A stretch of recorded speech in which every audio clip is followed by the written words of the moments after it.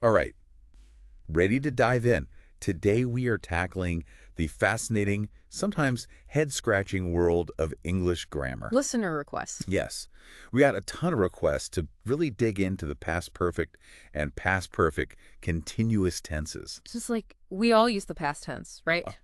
Every day. But then it's like, whoa, adding on these past perfect and past perfect continuous, it can get a little, Yeah, a little murky. yeah. So we're going to clear it up, hopefully, for you today. And like elevate your writing. Yes. Give it that extra oomph with those time details. Okay, so I think before we even get into the perfect tenses, we should probably back up half a step Yeah. and just remind everybody. Our foundation. Yeah. What are the simple past and the past continuous tenses?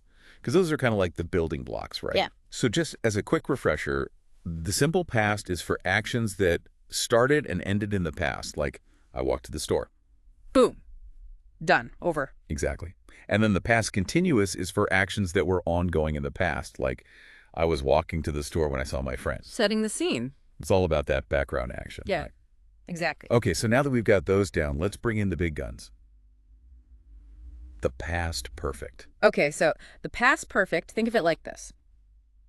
You're telling a story, and you need to jump back in time even further. Ooh, a flashback within a flashback. Yes, exactly. It's like you're already talking about something that happened in the past, and then bam, you got to go back even further to show something that happened even earlier. Okay, so like setting the stage for the past. Exactly. Give us an example of that. I think a concrete example always helps. Okay, so imagine this. You see the sentence. By the time the police arrived, the burglars had left. Ooh, suspenseful. Right. So we know the police arrived in the past, but the burglars leaving. That happened even earlier. And that little word, had, that's our cue, that's our past perfect signal. Oh, it's all about that had, right. Yeah. It's subtle, but it packs a punch. It's so true. Like, you don't even realize how important that had is until it's not there, and then the sentence just feels Yeah. wrong. It just doesn't make sense. Right, and it can make the timeline of a story so confusing. Exactly. And that's why using the past perfect correctly is so important, right? It Yeah. keeps everything clear for the reader. Keeps it nice and organized. Exactly. It's like a grammar time machine, making sure everything happens in the right order. I love it, the grammar time machine. Okay, so that's the past perfect. Now, what about its cousin, the past perfect continuous? That one sounds a little more intimidating. It sounds scarier than it is. Okay, good. Think of it like this. It's the drama queen of the past tenses because it loves to emphasize how long something was going on before something else happened. It's all about that duration. Okay, give us a scenario. Paint us a picture here. Okay, so let's say your bus was incredibly late.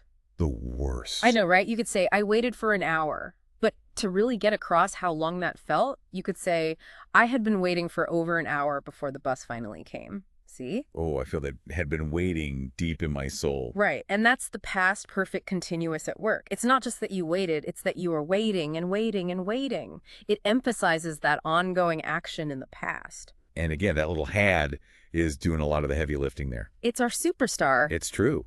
So we've got these two tenses, both dealing with events before the past. But how do we keep them straight in our minds? Okay, so think of it this way. Yeah. Past perfect. It's all about a single completed action in the past. Like, the burglars had left. Done deal. Over and out. Okay. But the past perfect continuous, that one wants to emphasize the duration, how long the action was happening before something else, like that endless bus wait. It's like the difference between saying, I cleaned my room. Simple, beautiful fact. Love it. And I've been cleaning my room all day, which really emphasizes just how much work went into that sparkling clean room. That's a fantastic way to put it. And you know, the more you use these tenses in your everyday life, the more natural they'll become. Absolutely. They're like any tool. The more you use them, the easier they are to handle. So there you have it. Two powerful tools in your grammar toolbox to make your writing more nuanced and compelling. And for all our listeners out there, here's a little challenge for you.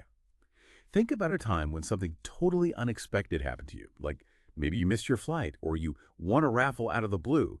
And as you tell that story to yourself, or even better, to a friend, try using the past perfect and past perfect continuous to set the stage. I promise you'll be amazed at how much more vivid and engaging your story becomes.